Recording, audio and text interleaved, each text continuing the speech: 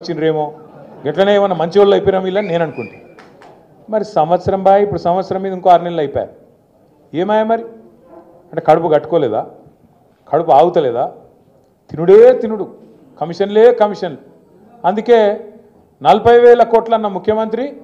cabinet కాడికి తీసుకొచ్చిండు రుణమాఫీ ఫైలు క్యాబినెట్ కాడికి వచ్చేవరకు అందులో మళ్ళీ ఒక 9,000 కోట్లు ఎగిరిపోయింది మొదలు 49,500 ఏది బ్యాంకులో మీటింగ్ పెట్టినప్పుడు మళ్ళీ ఆడికెళ్ళి అసెంబ్లీకి వచ్చింది బడ్జెట్ అసెంబ్లీకి వచ్చేవరకు 26,000 కోట్లు అన్నారు అంటే ఏడ స్టార్ట్ అయింది కథ 49,500 కేంచి 40,000 కేంచి 31,000 కేంచి 26,000కి వచ్చింది పోనీ అదాన్ని ఇస్తారేమో అనుకున్నాం ఆఖరికి మొన్న బట్టి విక్రమార్క గారు సావు కబురు సల్లగా చెప్పిండు మళ్ళీ బ్యాంకులో మీటింగ్ పెట్టిండు బ్యాంకులో మీటింగ్లో మనకు అర్థం కావద్దని ఇంగ్లీష్లో మాట్లాడిండు కానీ మనకు కూడా కొంతమందికి ఇంగ్లీష్ వస్తుంది కదా అందులో మాట్లాడిండు మేము మీకు పైసలు ఇచ్చినాం కానీ ఇప్పటివరకు రైతుల ఖాతాలో 11-12 కోట్లే పడ్డాయి ఇంకా మిగతా ఎప్పుడు వేయాలి మనం ఇంకో 2-3 కోట్లు వేయాలి అయిపోయి ఆయనతో చేతులు దులుపుకున్నారు కథ మొదలైంది 49,000 కాడ ఆఖరికి ముగిసింది 11-12 కోట్ల కాడ మన ఊళ్ళో సామెత చెప్తారు చారాన కోడికి బారాన మసాలా అని ఇది కరెక్ట్ సూట్ అవుతుంది దానికి ఇచ్చింది చారాన వంతు కానీ దానికి బిల్డప్ ఊరూర ఫ్లెక్సీలు ఎక్కడ చూసినా ముఖ్యమంత్రి గారి ఫోటోలు ఉప ముఖ్యమంత్రి గారి ఫోటోలు నిన్న మొన్న పోతుంటే నేను నల్గొండ పోయినా నిన్న పెళ్ళికి పోతుంటే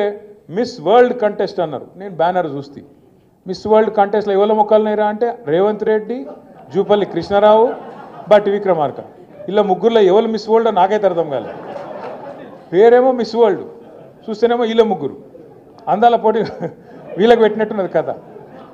నేను నాకు తెలియక అడుగుతా రాష్ట్రంలో ఒక దిక్కు 500 మంది అన్నదాతలు ఆత్మహత్య చేసుకుంటే నీ దిక్కుమాలిన ప్రభుత్వం వచ్చినాక నీ మాటలు నమ్మి కొంపల నుంచి 500 మంది కొంప ఉసురు తీసుకున్నావు వాళ్ళ కొంప కొల్లేరు చేసినావు 500 మంది అన్నదాతలు ఆత్మహత్య చేసుకుంటే ముఖ్యమంత్రి గారు అందాల పోటీలో బిజీగా ఉన్నాడు రివ్యూ చేసే టైం లేదు కల్లాలలో వడ్లు అట్లే ఉన్నాయి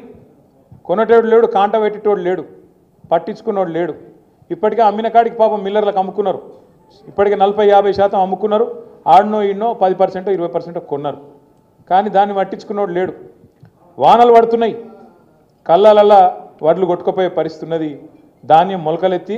రైతు ఆగమై రోడ్డు మీద పడే పరిస్థితి ఉన్నది అడిగినోడు లేడు పట్టించుకున్నోడు లేడు అడుగుదాం ఎవరినన్నా అంటే ఊళ్ళో సర్పంచ్ లేడు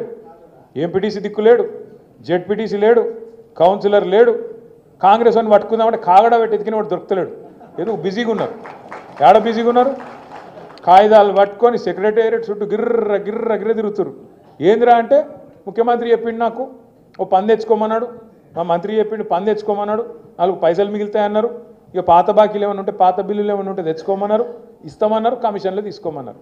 ఒకటే పనులు ఉన్నది ప్రభుత్వం మొత్తం కమిషన్లు 20% కమిషన్లు 30% కమిషన్లు మొన్న ఒక మంత్రి గారు చెప్పిన మీరు విన్నారు కొండ సురేఖమ్మ పుణ్యం కట్టుకున్నది ఆఖరికి ఒక్క మాట మాత్రం నిజం చెప్పింది మా ప్రభుత్వంలో ఫైళ్ళు కదలాలంటే మంత్రులు చేయి దడపందే కాదు కానీ నేను ఒక్కదాన్ని మాత్రం మంచిదాన్ని మా వాళ్ళు అందరూ లంగాలని చెప్పింది ఆమె నిజాయితీ ఆమె సంగతి నాకు తెలియదు కానీ మాట మాత్రం చెప్పింది ఖుల్లా చెప్పింది మంత్రులు పైసలు తీసుకుంటారు ఫైళ్ళు కదలాలంటే నిజాయితీగా చెప్పింది ఇంకో తమ్ముడు ఉన్నాడు ఎమ్మెల్యేగా మహబూబ్నగర్ ఆయన ఖుల్లా చెప్పిండు కాంగ్రెస్ ఎమ్మెల్యే 30% కమిషన్ తీసుకుంటాను మా మంత్రులని ఇక ఆఖరికి కాంట్రాక్టర్లు వచ్చి సెక్రటేరియట్లో ధర్నా పెట్టిండ్రు ఉప ముఖ్యమంత్రి బట్టి విక్రమార్క ఛాంబర్ ముంగట 20% కమిషన్ 30% కమిషన్ నీకిస్తే మాకేం మిగులుతుందిరా భయ్ అని చెప్పి వాళ్ళు ఇదంతా ఎందుకు చెప్తున్నా అంటే ఇక కమిషన్ల లొల్లి మొత్తం ఊరికి పోయింది గ్రామానికి పోయింది